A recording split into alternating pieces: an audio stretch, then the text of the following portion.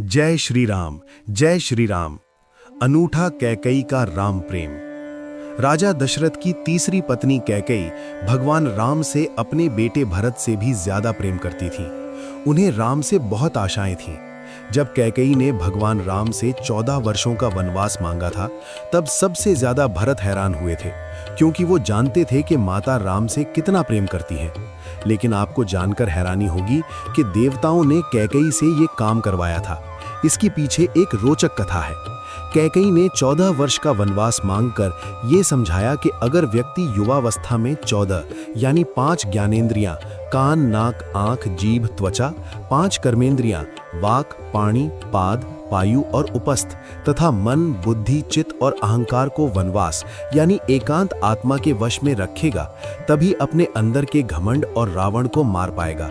दूसरी बात यह था कि रावण की आयु में केवल 14 ही वर्ष शेष थे। प्रश्न उठता है कि ये बात कैकेयी कैसे जानती थी?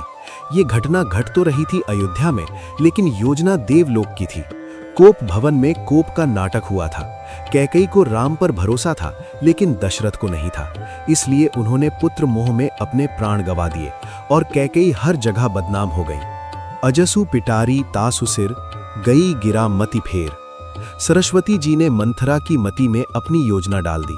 उसने कैकेयी को वही सब सुनाया, समझाया और कहने को उकसाया जो सरस्वती जी जो करवाना चाहती थीं। इसके सूत्रधार स्वयं श्री राम थे। उन्होंने ही ये योजना तैयार की थी।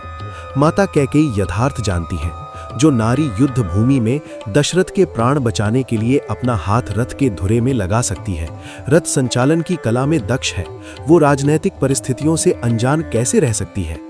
कैकेयी चाहती थी कि मेरे राम का पावन यश 14 भुवनों में फैल जाए, और ये बिना तप और बिना रावण वध के संभव नहीं था। कैकेयी जानती थी कि अगर राम अयोध्या के राजा बन जाते तो रावण का वध नहीं कर पाएंगे। इसके लिए वन में तप जरूरी थी। कैकेयी चाहती थी कि राम केवल अयोध्या के ही सम्राट ना बनकर रह जाएं, वो विश्व के समस्त प्राणियों के हृदयों के सम्राट भी बने। उसके लिए राम को अपनी साधित शोधित इंद्रियों तथा अंतःकरण को तप के द्वारा तदर्थ सिद्ध करना होगा। रामायण और महाभारत दोनों में ही 14 वर्ष वनवास की बात हुई है।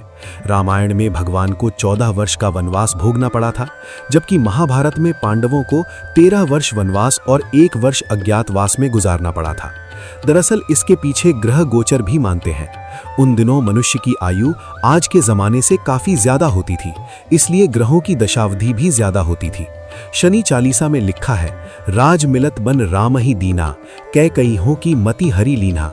यानी शनि की दशा के कारण कैकेयी की मति मारी गई और भगवान राम को शनि के समयावधि में वन वन भटकना पड़ा।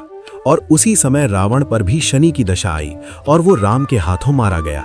यानी शनि ने अपनी दशा में एक को कीर्ति दिलाई तो दूसरे को मुक्ति।